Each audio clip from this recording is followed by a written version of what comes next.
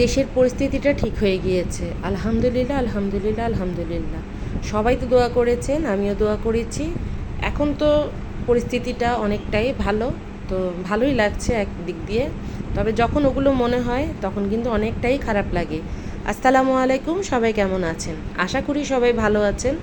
কারণ এখন অনেকটাই পরিস্থিতি স্বাভাবিক হয়ে গিয়েছে। আমি দোয়া করি যেন আবার আগের সেই পরিস্থিতি চাইতেও বেশি ভালো হয়ে যায়।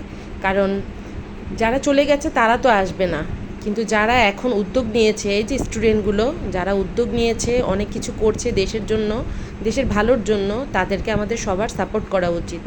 তাদের পাশে থাকা উচিত, যতটুক যার পক্ষে যতটুক সম্ভব সেটা দিয়েই ওদের পাশে গিয়ে দাঁড়ানো উচিত। তো আমি তো দোয়া করছি যেন সব কিছু ঠিক হয়ে যায়।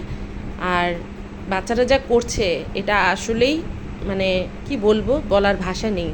কারণ আমাদের অতীতে যারা অনেক কিছু করেছে দেশের জন্য, তারা আসলেই কিছু করেনি বলতে গেলে বলা যায়। এই যে অনেকে বলে কি রাজনীতি করলে যে দেশের জন্য অনেকে ভালো করেছে, সরকার অনেক কিছু ভালো করেছে, এটা করেছে ওটা করেছে, কিন্তু ভালোর চাইতে তো আমি দেখি খারাপটাই বেশি।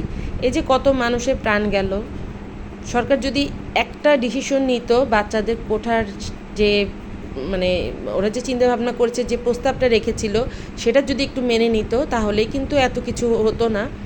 তো যাই হোক, আল্লাহ যা করে ভালোর জন্যই করে। এখানে ভালো কিছুই ছিল। আল্লাহর চিন্তা ভাবনা তো সবার উপরে, তাই না? তো উনি যেটা চিন্তা করেছেন সেটাই হয়েছে।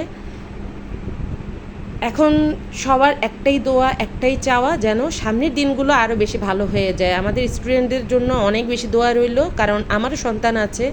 আমার সন্তানগুলো তো স্টুডেন্ট, ওরাও পড়াশোনা করে।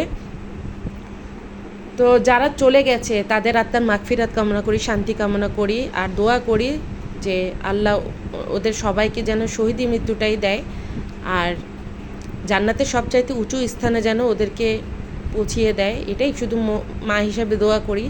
কারণ ওরা হতে পারে আরেকজনের সন্তান, কিন্তু আমার সন্তানও আছে। আমি ওদেরকে আমার নিজের সন্তানের মতোই মনে করি। যখন এই কথাগুলো চিন্তা করি চোখে পানি চলে আসে। কারণ ওই বাবা মাগুলোর কাছে কেমন লাগে যাদের মানে সন্তানগুলো আজকে ঘরে নেই, তাদের ঘরটা তো শূন্য হয়ে গেল। তো এতেও কাজ করছি আর এগুলোও চিন্তা করছি। তো নেট ছিল না, তারপর খবরও তো তেমন কিছু দেখাচ্ছিল না। মনের মধ্যে অনেক কিছুই টেনশন কাজ করছিল, খারাপ চিন্তাভাবনাগুলোই বেশি থাকছিল, আর ভিতরে কেমন একটা অশান্তি কাজ করছিল। তো যাই হোক, আল্লাহ যা করে ভালোই করে। আল্লাহ অনেক কিছু পরিবর্তন করেছে, সামনে হয়তো আরও করবে। আল্লাহ তাআলার ইচ্ছা তো মানে আমরা মানুষ কেউ কিছু জানি না, তাই না? উনি যা চিন্তা করবেন সেটাই উত্তম। তো এখানে আমি কিন্তু অনেক কিছু আমার মোটামুটি কাজ মানে গুছিয়ে নিলাম। তো এখানে আমার রান্নাবান্না প্রায় শেষের দিকে, ভাত হয়ে গিয়েছে।